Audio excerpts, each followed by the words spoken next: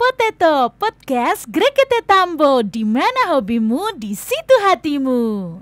Hai, terima kasih sudah mengklik video podcast ini. Enjoy the video, don't forget to like, comment, share, subscribe, and press the bell. Jadi selamat datang di Potato, ini salah satu program dari Komisi Kepemudaan Keuskupan Agung Semarang. Dan di podcast kali ini kita akan selalu berbagi informasi dan juga inspirasi tentang hobi-hobi yang siapa tahu gitu ya. Kita sih harapannya in the end of each episode you will think, oke, hobi aku akan menghasilkan sesuatu hal yang besar. Nah begitu sayang ya. Oke.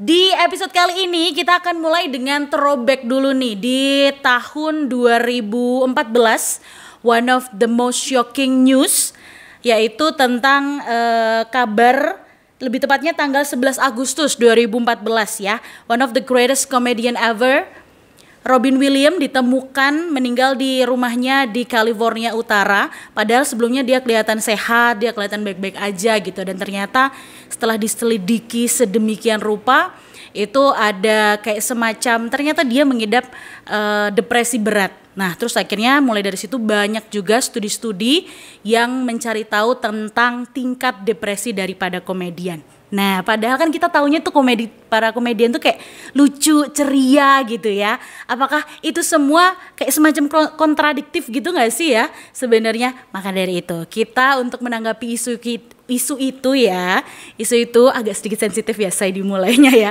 gak apa-apa ya. Untuk menanggapi isu itu kita sekarang kedatangan salah satu komika stand up komedi. Please welcome Mas Gigih, tepuk tangan dulu. Kita tepuk tangan sendiri Mas, namanya juga physical distancing ya, makanya.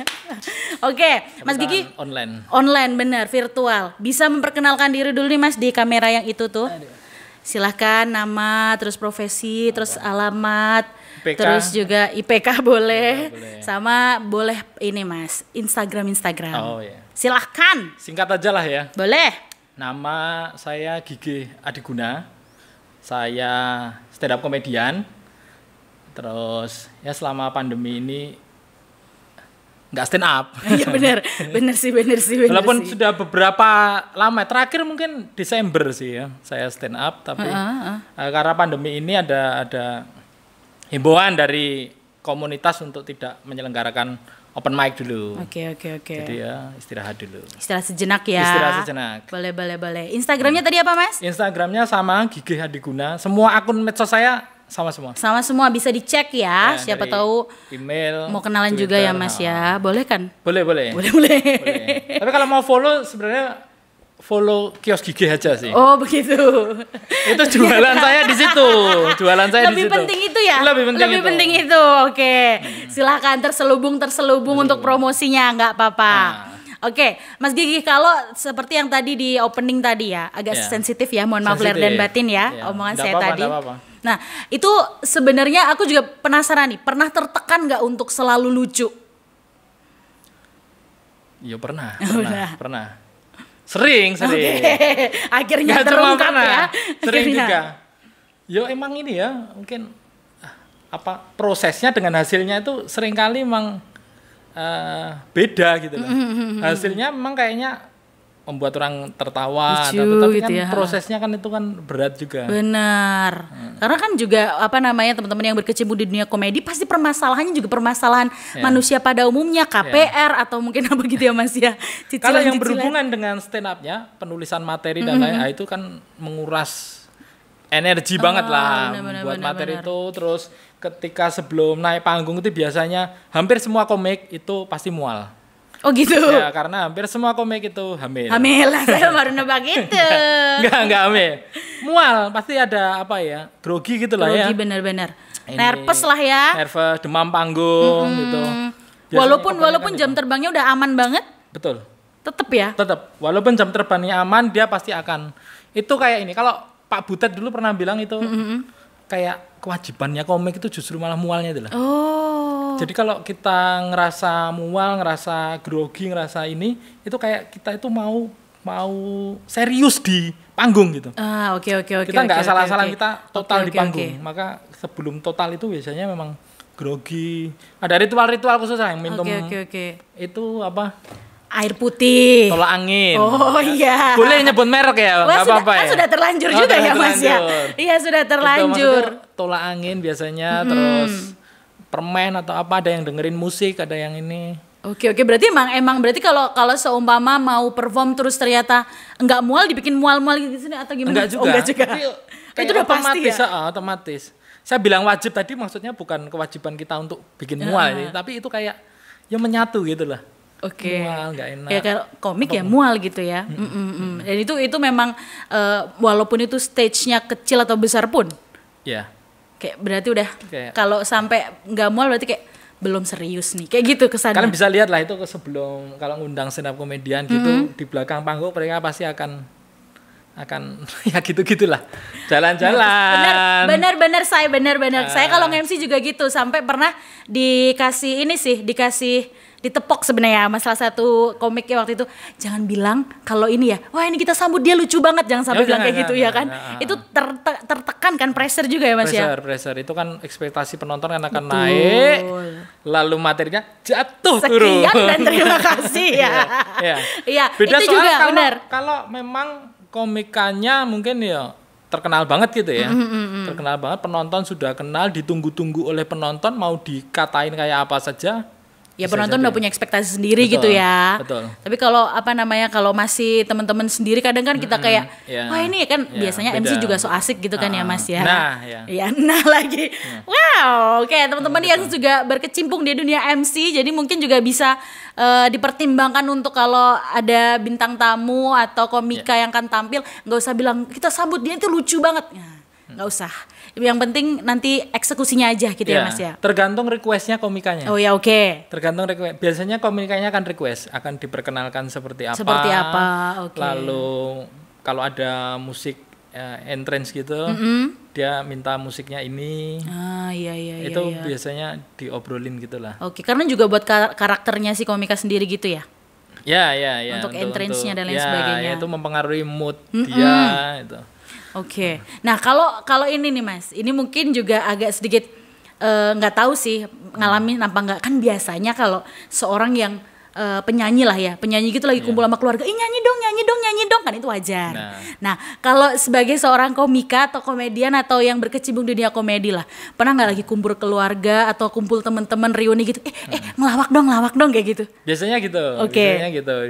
Biasanya teman-teman ya nyuruh stand up lah ben menghibur. Nah, kan ya nggak bisa. Biasanya disuruh itu, terus setiap kita jokes tongkrongan gitu ya. Wah, materi biasanya gitu juga.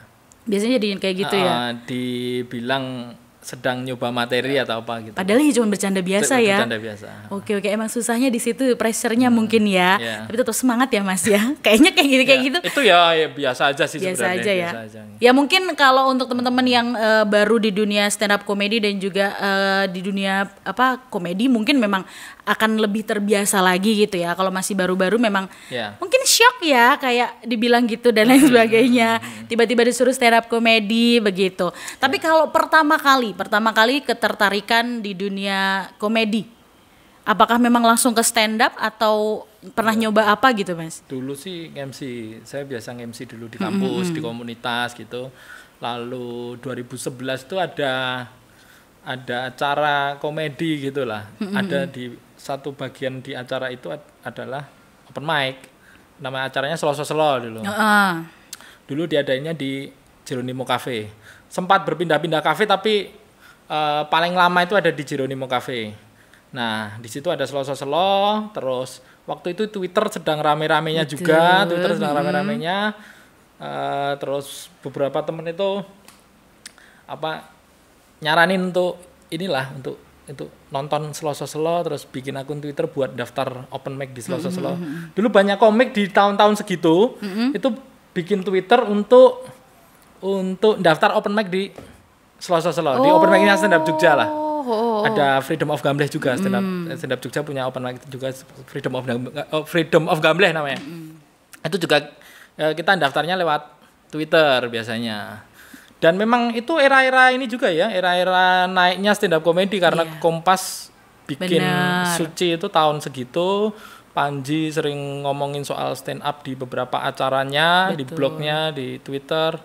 Semua udah mulai pada familiar ya. Lalu aku daftarlah di open mic-nya Selo itu. Itu sekitar tahun berapa Mas kalau ingat? Tahun 2011, Desember 2000. Aku bareng sama Benedion dan Benny di malam yang sama. Benedictivity. Sama Benedion sutradara itu. Itu aku di malam yang sama daftarnya. Oke, berarti memang dari momen itu terus akhirnya mulai mendalami kah atau ya mencoba mencari tahu atau mengeksplor lebih gitu ya? Ya, akhirnya ya kenal dengan teman-teman komunitas juga. Ternyata komunitasnya juga tumbuh di banyak tempat, di Semarang, di banyak lah, Solo, kabupaten-kabupaten kecil bahkan juga punya komunitas-komunitas. Lalu teman-teman dulu di era-era itu sampai sekarang kayaknya sih sering juga main ke beberapa kota untuk nyoba open mic itu. Open mic itu ajang untuk belajar stand up comedy. Oke. Berarti memang tergabung dalam komunitas ya Mas ya sekarang ini? Tergabung dalam komunitas. Komunitasnya adalah? Komunitas stand up Komedi Yogyakarta. Oke. Bagian dari komunitas stand up komedi Indonesia. Oke, berarti ada di beberapa daerah itu tadi ya? Ada. Saya enggak hafal berapa daerahnya tapi ada banyak. Ada banyak ya. Banyak sekali. Oke, berarti kalau dalam penulisan materi juga kan ada dengan nonton beberapa kompetisi di stand up komedi, di dunia stand up komedi itu sebenarnya juga kan jurinya sering ngomong juga kan penulisan materi dan lain sebagainya. Sebenarnya prosesnya kayak gitu tuh kayak gimana sih Mas? Bener-bener mikirin punchline dan lain sebagainya begitu atau ada 1, 2 atau bahkan 10% lah dari materi yang spontan? Uhuy. Setiap komik sih punya karakternya sendiri untuk nulis materi ya. Kalau saya sendiri saya biasanya dapat sesuatu yang lucu dulu, lalu saya catat, lalu saya kembangkan gitu. Sesuatu yang lucunya bisa dari mana aja. Oke. Bahkan di jalan kalau ada sesuatu yang lucu berhenti dulu nyatet. Oh gitu kah? Dan banyak komik juga melakukan itu. Oh biar nggak hilang gitu ya? Ya, ada yang tipe-tipe observasi itu yang memang dia observasi, dia mengobservasi, dia jeli melihat. Ada beberapa lah komik observasi yang lumayan bagus tuh, ada Gilang Baskara itu bagus. Gilbas, ada Ali Akbar itu komik muda Jogja itu juga bagus untuk observasinya. Gitu. Ada yang spontan, ada kayak the one and only tapi jarang banget open mic sih. Mas Alit itu juga, Mas Alit MC itu juga dia dulu di era-era itu sering banget itu open mic, dia nyoba, tapi dia itu kayaknya satu-satunya mungkin ya yang spontan. Oh gitu. Yang spontan ngomong langsung. Ceritanya nggak tahu dia nyeritain apa, dia pokoknya ngomong apa aja. Benar. Tapi itu tidak bisa dilakukan oleh banyak komik. Betul. Jadi Setuju banget. Memang sesuai dengan karakter si komikanya. Benar. Nah, beberapa sih idealnya itu menulis emang. Menulis, okay. ngebadanin. Ngebadanin itu gimana? Bikin formnya gitu ya maksudnya? Nyoba di depan cermin. Maka kalau lihat komik sebelum naik panggung itu di belakang mondar-mandir juga mual, rasanya nggak enak, itu latihan juga. Itu latihan. Iya. Emang idealnya harus menulis, menghafal tapi bukan hafalan. Maksudnya ya menghafal tapi nggak hafalan gitu lah ya. Nanti di panggung ngalir gitu. Nggak textbook banget gitu lah. Dapet lah ya kata-kata kuncinya gitu nanti biar karena kalau biasanya kalau komik juga berhubungan dengan kata-kata juga, punchline-nya pun juga dipikirkan banget ya Mas ya. Yang biasa verbal terus dia akan kan ada yang act out, ada yang memang verbal terus. Betul. Nah, itu memang harus dipikirkan kata-katanya. Kalau saya bikin kata kunci, tapi ada temen yang memang ngetik sampai beberapa halaman gitu ada. Setiap kata yang akan dia sampaikan benar-benar dirangkai banget ya. Oke.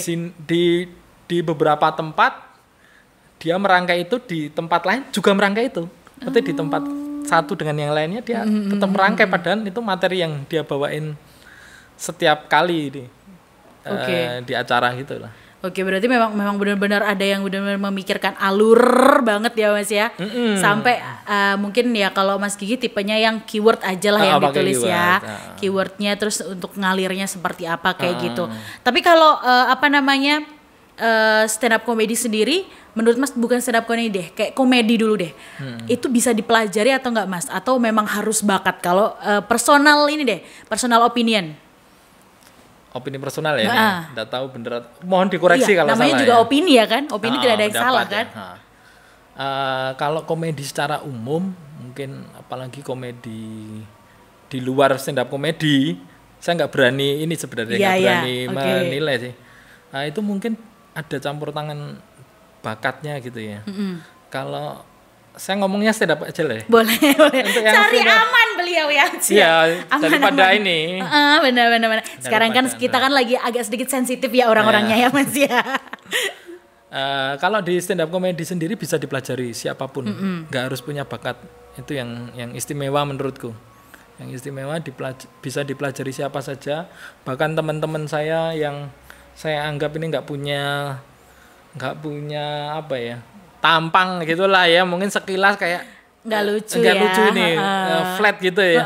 Tapi ternyata ketika di panggung dia nulis materi, dia nyoba materinya gitu juga hasilnya bagus, bisa bikin orang ketawa. Oke. Kita nggak tahu kalau ini ternyata komedian gitu, stand up komedian.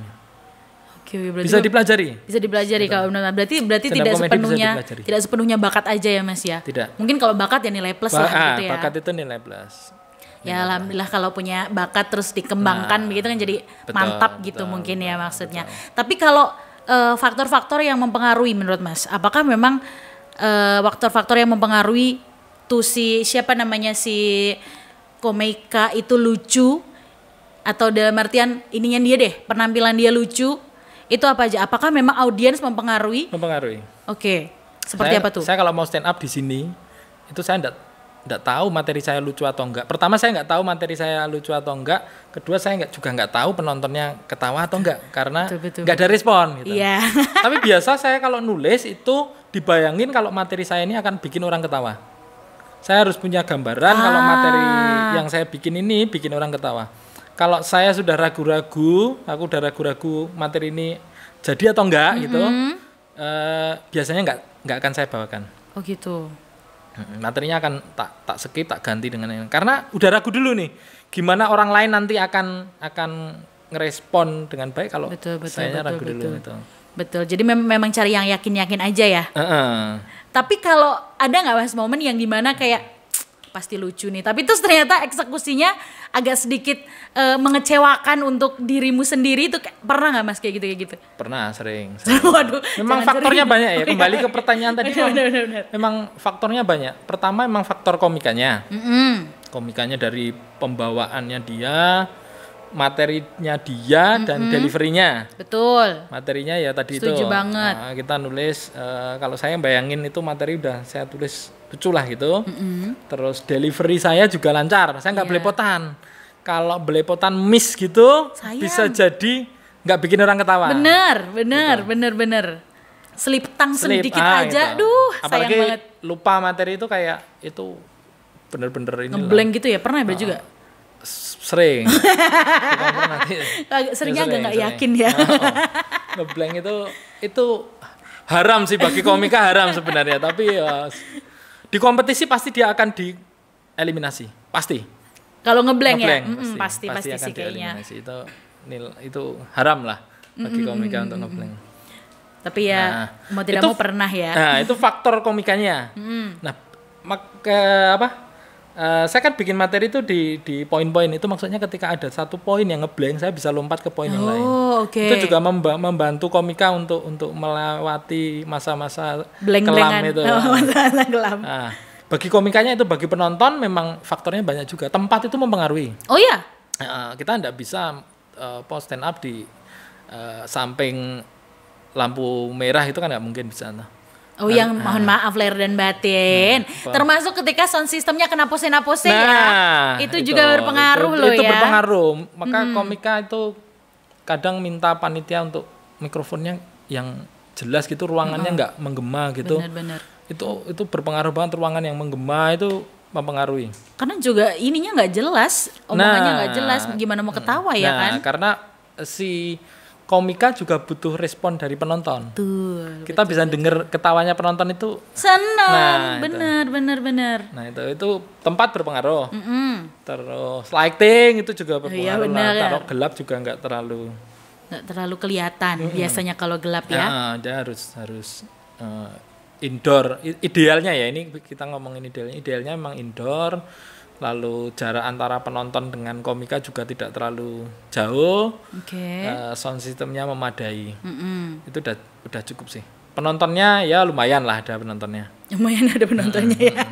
Yang penting ada penontonnya juga ya, karena itu tadi pengen tahu respon penonton juga. Betul respon, karena butuh respon. Dan bisa kalau ya segitulah. Iya kayak udah nih, kayak gitu kan juga sedih ya Mas ya.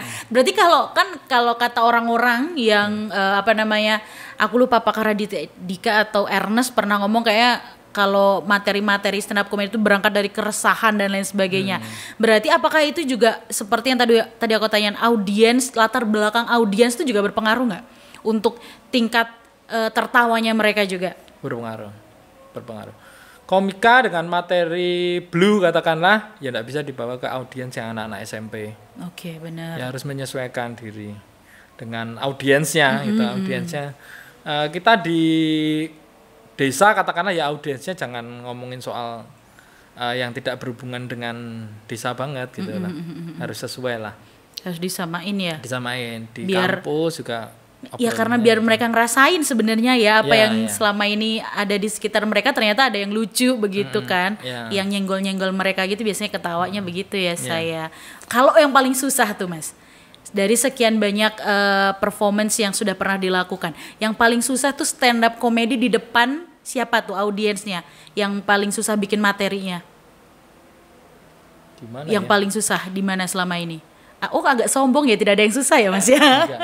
Susah semua kayaknya. Susah semua. Ya. Kalau di job, maksudnya dia bukan di show atau kalau di open mic itu kan memang ajang belajar ya. Jadi memang sering banyak orang memang nggak lucu karena memang belajar di situ. Berarti expectless ya ketika nonton open mic ya? Kalau nonton open mic penonton jangan berekspektasi komiknya selalu lucu karena itu ajang belajar. Benar. Dan gratis juga. Gratis. Open mic itu gratis. Kalau stand up show atau stand up night gitu memang berbayar biasanya. Berbayar dan Anda berhak berekspektasi tinggi untuk itu gitu ya. Dan jaminan lucu. Karena komika yang tampil di stand up show pasti mempersiapkan diri dengan baik. Juga ketika dia bikin itu juga dia pasti akan persiapan PD gitu lah. Dia udah siap ini aku udah siap untuk bikin stand up show, stand up night itu. Maka dia persiapan, penonton yang bayar juga siap ketawa, penontonnya terfilter dengan baik, beberapa mungkin ya temennya atau fansnya dia, jadi udah terfilter dengan baik, dia pasti ada jaminan lucu.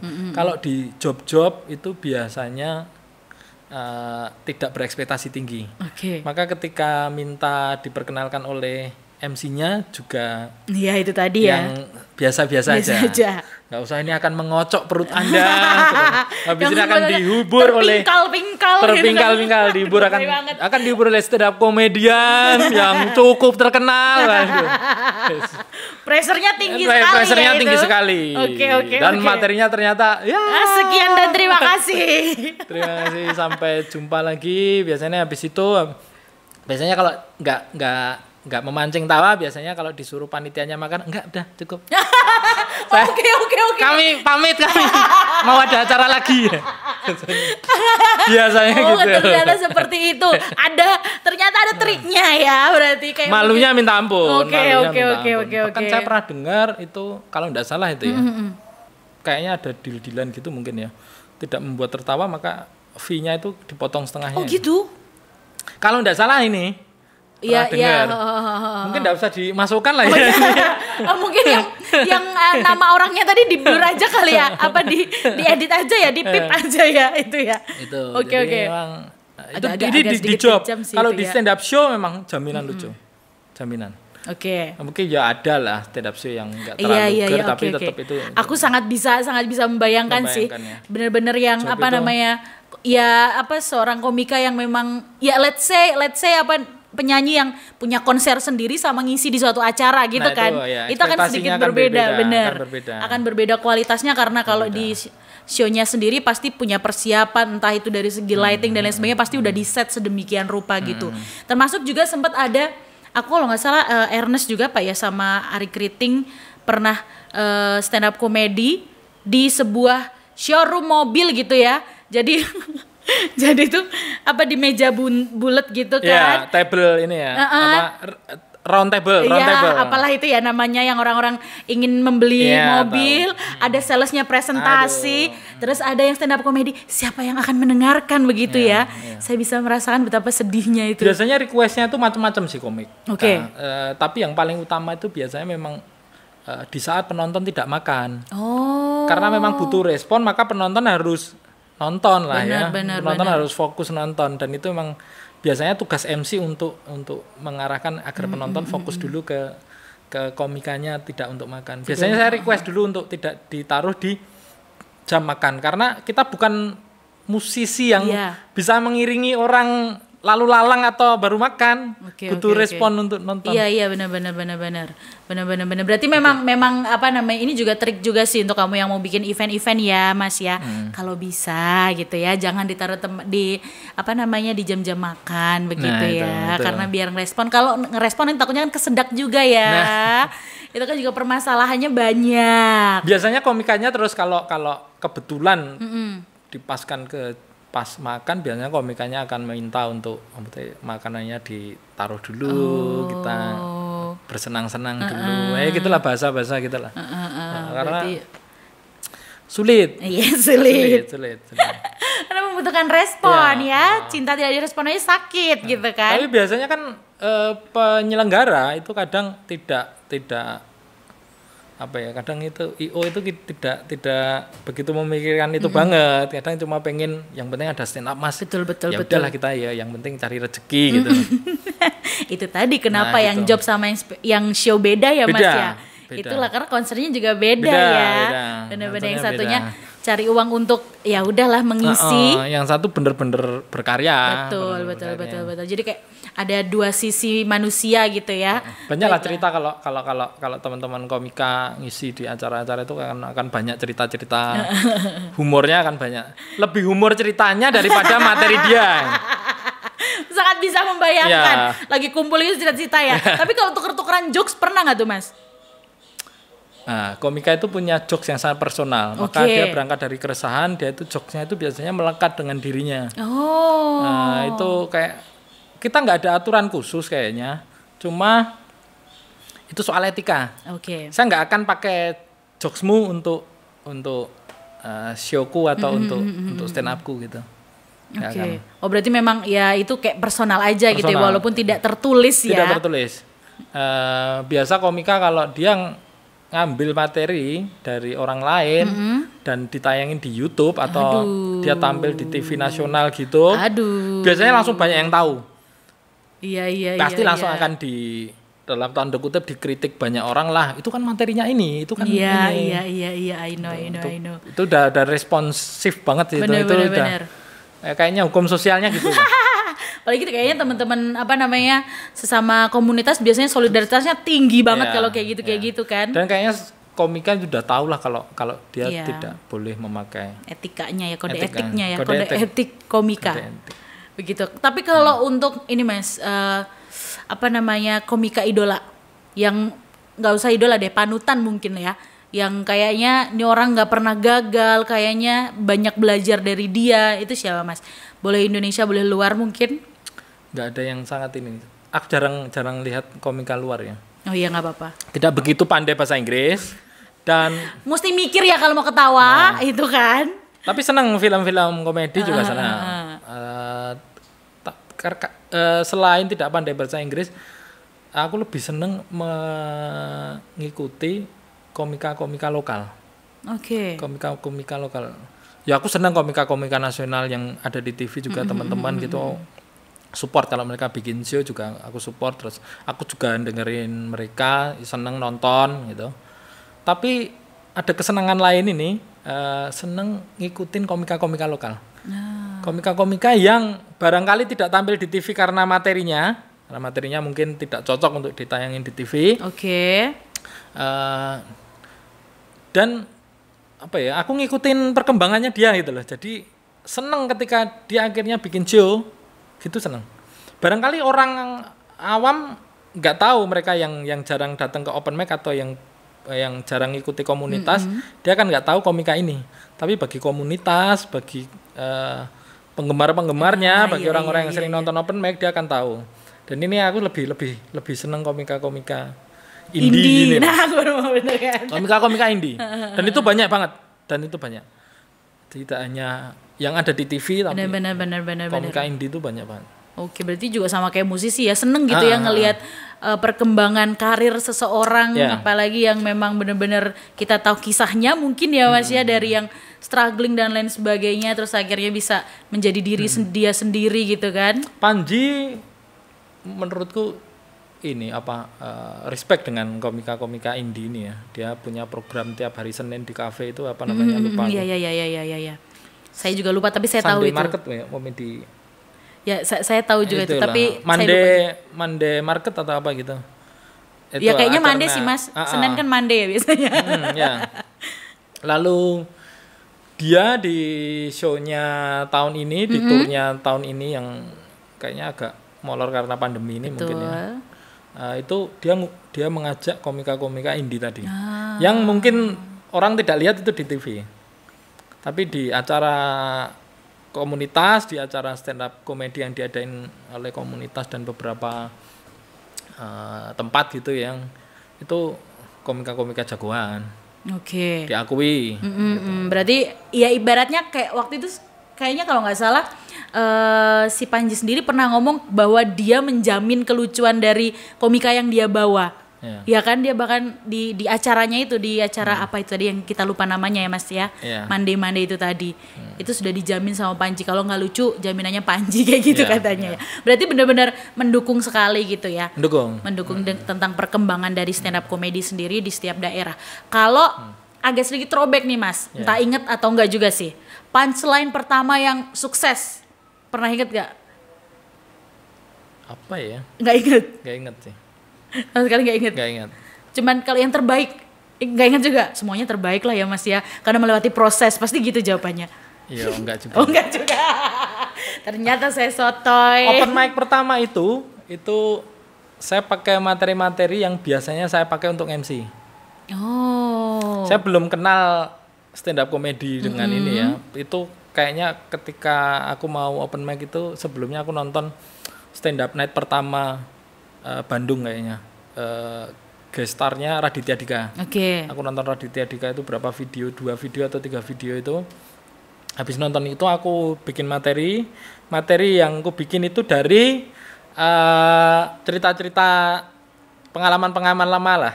Materi-materi MC juga lah itu tak susun, tak bawa di situ. Kayaknya soal ini deh. Kayaknya punchline pertamaku itu, materiku pertamaku itu soal ini. Pacar saya rambutnya gondrong. Oke. Anak De Brito. Nah, punchline pertamaku itu laki kayaknya. dong ya, baiklah. Oke, nah kayak gitu juga untuk yang tidak tahu tentang De Brito juga tidak akan ketawa ya Mas ya. Nah, itu sangat itu segmented audience, sekali. Benar, segmented banget gitu. Tapi kalau achievement, pernah nggak Mas kayak mengikuti either itu lomba, kompetisi atau apa kayak gitu? Yang pernahkah mencoba atau mungkin kayak enggak deh? Suci sih gagal terus ya. Oh, pernah nyoba juga? Pernah nyoba Suci gagal terus. Tapi dulu Suci 2 itu kan saya nyoba. Dulu itu selain audisi, biasanya Kompas itu bikin workshop gitu. Di Suci 2 itu dia bikin lomba one liner. Nah, materi-materiku tuh sebenarnya kebanyakan materi-materi one liner. One liner itu materi-materi singkat yang maksimal 1 sampai 3 kalimat gitulah. Oke. 1 kalimat pertama setup, kedua setup, ketiga punchline atau bisa langsung setup punchline gitu langsung bisa. Pokoknya maksimal 3 kalimat. Karena kalau pas 3 itu biasanya rule of 3 namanya. Oke. 1, 2, terus 3-nya punchline-nya itu rule of 3 biasanya. Nah, one liner waktu itu ikut lombanya one linernya Kompas. Nah, itu ya lumayan ini. Lumayan ya. Lumayan dapat juara. Alhamdulillah, baiklah. Aku sama Benny sama Denny, ada komika Jogja namanya Denny. Ini komika potensial sebenarnya Denny ini juga. Cuma jarang muncul lah. Dia komika indie juga tapi jarang muncul. Iya, karena mungkin banyak yang kan ada beberapa orang yang seperti band-band indie yang tidak ingin begitu terkenal, dalam artian pengen berkarya di daerahnya, kan ada yang seperti itu. Mungkin komika-komika juga seperti itu kah? Atau pengennya tetap Enggak, kayaknya ada kesibukan lain gitu. Oke. Dia kayaknya cukup lah ini di open mic di stand up mungkin coba-coba doang atau buat hobi tapi bukan iya. bukan buat jalan hidup gitulah. Barangkali ya bisa. Oke. Maka dia punya kesibukan lain, lebih fokus ke itu, ya it's okay. It's okay lah ya. Okay. Kalau ada kan beberapa artikel ya Mas ya yang pasti juga sering dengar. Kalau cowok humoris itu lebih menarik, lebih atraktif. Nah, menurut pandangan Anda seperti apa tuh? Saya sih lebih seneng cowok ganteng sih. Oh, kenapa Anda seneng cowok ganteng ya? Harusnya saya yang seneng ya. Ya itu relatif ya. Oke. Relatif ya. Karena kan kadang katanya ada biar hari-harinya menyenangkan, penuh dengan canda tawa. Nah, menurutmu gitu. Sendiri gimana? Kalau menurut aku ya ganteng ya humoris. Nah, kayaknya ya. Semua cewek akan begitu. Agak maruk ya. Kayaknya begitu ya, cari yang sangat sempurna kayaknya. Ya, gimana lagi nggak ada yang sempurna jadi benar. Berarti memang relatif ya, tergantung ceweknya ingin dihibur atau ingin dimanjakan dengan visual aja atau dua-duanya gitu ya. Ini biasanya cari yang nyaman sih Mas, cewek Mas. Semua kayaknya begitu ya. Idealnya sih kayaknya gitu-gitu semua lah ya, pasti cari yang nyaman. Cari yang humoris. Itu sama aja disisipin, nyaman, humoris. Ini agak sedikit ini ya, cuci otak. Mulai mengarahkan gitu. Tapi kalau dari keluarga kalau Mas sendiri kan kayaknya nggak ada program studi komedi ya Mas ya. Kalau dari pendidikannya sendiri apakah masih berhubungan dengan public speaking kah atau tidak ada sama sekali. Oke. Itu dari keluarga kan biasanya kalau karir dan juga studi berbeda biasanya akan sedikit ada konflik atau apapun itu. Kalau dari keluarga Mas Gigi sendiri gimana tuh? Ya kayaknya sih nggak cocok tuh ya. Kayaknya sih nggak setuju. Orang tua saya sih kayaknya nggak setuju anaknya stand upan gitu. Cuma kayak saya memang nggak memutuskan hidup total dari stand up komedi ya. Itu sampingan saya ya, side project saya yang lain lah. Saya ada side project yang lain. Cuma saya seneng lah dengan seni ini, terus kayaknya akan betah lama di stand up juga. Walaupun sekarang jarang open mic, suatu saat akan open mic. Ya betul tentunya ya. Dan ya bekerja di sekitaran komedi dan lain-lain itulah akan ada di situ. Karena ya itu tadi kalau memang cocok sama teman-temannya juga ya Mas ya. Ya itu buat cari, biasa kan kalau komunitas pasti akan untuk membantu kamu untuk mengalihkan dari mungkin pekerjaan kamu yang terlalu menyita waktu, bikin pusing gitu kan. Nah, kalau ini hobi terus dibayar pula kan ya. Kan bahagia sekali itu pekerjaan yang sangat menyenangkan gitu, hobi dibayar. Ya kan? Kalau sekarang ini masa pandemi ini Mas. Di masa pandemi ini mungkin kita kan sudah banyak yang melakukan new normal, di mana-mana sudah mulai rame, bahkan menuju ke abnormal. Ini nggak cuma new normal ya, rame banget di mana-mana. Kalau di dunia stand up comedy sendiri di Jogja terutama yang memang komunitasnya Mas Gigi ikutin sendiri, sudah adakah perkembangan atau seperti apa nih? Saya belum tanya langsung ke teman-teman yang menyelenggarakan. Cuma akan ada open mic new normal karena dari komunitas stand up Indo itu sudah bikin protokol kesehatan. Protokol open mic gitulah. Ada aturan-aturan yang harus diikuti nanti untuk new normal ini gitu. Jadi banyak kayak ya physical distancing pasti ya. Pakai masker ya pasti ya. Engap ya paling ya. Cuci tangan, bawa hand sanitizer, duduknya enggak dempet-dempetan, ketawa juga ditutupin masker. Dan hanya boleh diselenggarain di tempat yang bukan zona merah. Begitu. Oke, berarti memang tergantung daerahnya masing-masing ya. Akan tergantung daerahnya masing-masing. Dan juga boleh apa enggaknya juga ada kerumunan dan sebagainya. New normalnya masing-masing lah ibaratnya seperti itu. Oke, kalau harapan nih Mas, kita kalau udah harapan nih biasanya udah agak-agak semua selesai ya biasanya ya. Kalau harapan sendiri, harapan dari seorang Gigi tentang dunia stand up comedy, apakah ada rencana atau ya mimpi juga lah. Mimpi kan boleh setinggi mungkin, pengen bikin sekolah stand up comedy atau apa gitu nggak Mas? Kalau sekolah sih enggak ya, tapi dulu teman-teman stand up Indo Jogja itu, terutama ada salah satu foundernya itu Pak Sigit, itu pernah menginisiasi namanya P3K. Oke. Pertolongan pertama pada komika. Okay. Itu semacam kursus, nanti didampingi oleh beberapa teman yang senior untuk mendampingi satu angkatan gitu, ada perangkatan gitu. Nanti ketika kursus itu selesai, dibikinkan show, untuk semacam ujian gitu mungkin ya, itu.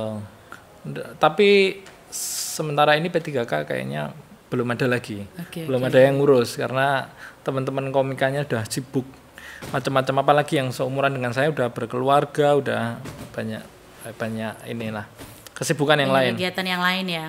Kalau saya sendiri sih harapannya sih komika-komika lokal, bukan berarti maksud saya lokal terus ada apa lokal nasional itu berbeda, itu enggak juga ya menurutku. Komika daerah tertentu, nah itulah, biar tidak merasa lokal itu merasa takut untuk ini, merasa untuk jadi nasional tuh tadi ya Mas, ya terlalu jauh kayaknya ya, gitu kan.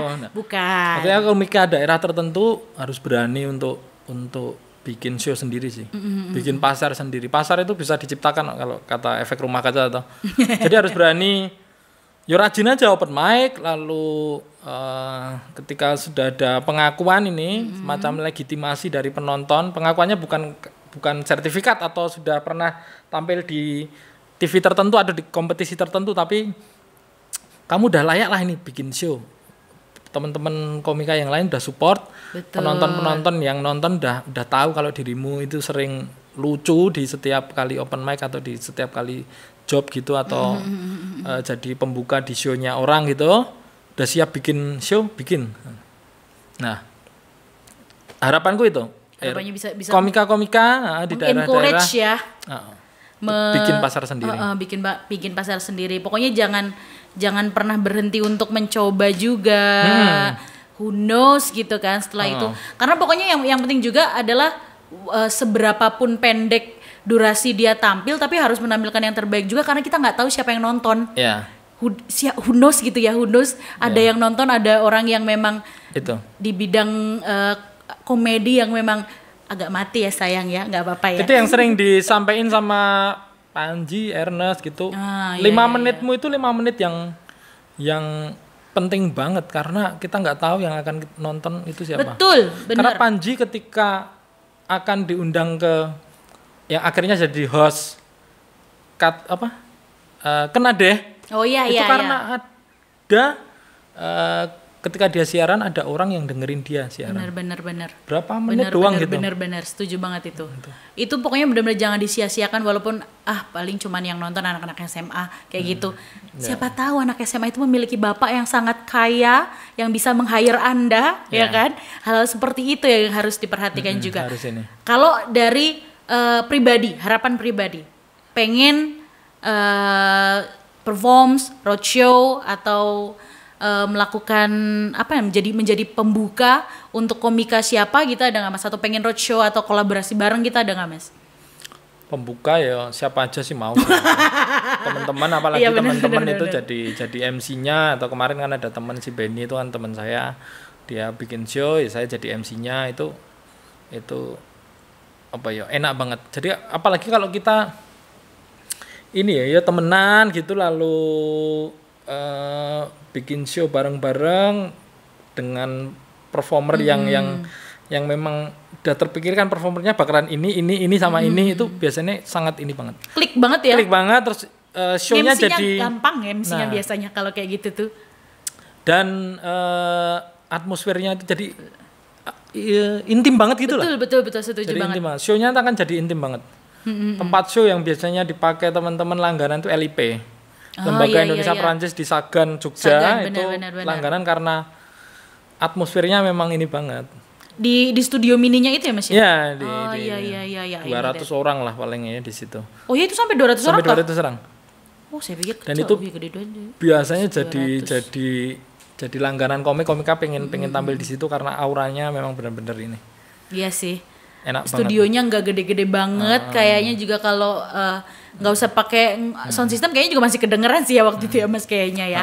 Dan juga lightingnya udah ada dan lain sebagainya. Itulah harapan saya sih siapa aja boleh lah, saya mau ikut terlibat di eventnya teman-teman, lalu kalau diri sendiri ya sebenarnya pengen bikin show sendiri. Amin. Pernah bikin cuma dulu awal-awal nggak terlalu sukses, lalu bikin berdua, tapi kan berdua. Nah pengen yang show tunggal gitu. Waduh mantep banget ya. Amin, diaminin aja ya Mas ya. Kita kan nggak tahu rezeki orang juga. Siapa tahu Tuhan sedang mendengarkan juga sekarang ini kan. Pasti ya Mas ya. Pokoknya seperti itu juga. Jadi untuk kamu yang sekarang ini juga sedang berusaha ataupun mempunyai mimpi dari hobi-hobi kamu, diwujudkan ya Mas ya. Silakan mengencourage kalau mau ada yang dikatakan ke teman-teman yang mendengarkan. Apa ya? Nggak ada kata-kata motivasi sih. Ada. Kayaknya nggak ada. Pokoknya semangat ya. Ya, ketawa terus lah. Ini aja lah. Oh iya, silakan. Quote komedi lah. Oh, boleh. Komedi berserta kita sekarang dan selawat-lawatnya. Amin. Terima kasih banyak Mas Gigi. Terima kasih, sama-sama. Terima kasih juga untuk teman-teman yang mendengarkan Tamu Mania. Jangan lupa untuk di-subscribe ya, dan juga di-share ke semua grup WA kamu tentunya. Dan untuk kamu yang merasa pengen sharing tentang hobinya, pengen sharing tentang hal-hal yang mungkin ada teman kamu memiliki hobi yang keren dan harus tampil di Potato, langsung aja kamu kirim ke email di bawah ini. Silahkan Bapak Editor ya, dikirim ke email di bawah ini, dikasih tahu tentang data diri kamu, terus juga tentang hobi kamu, dan juga kalau ada portfolionya ya. Terima kasih, sampai jumpa di episode selanjutnya. Berkah dalam. Berkah dalam. Potato Podcast Gregete Tambo.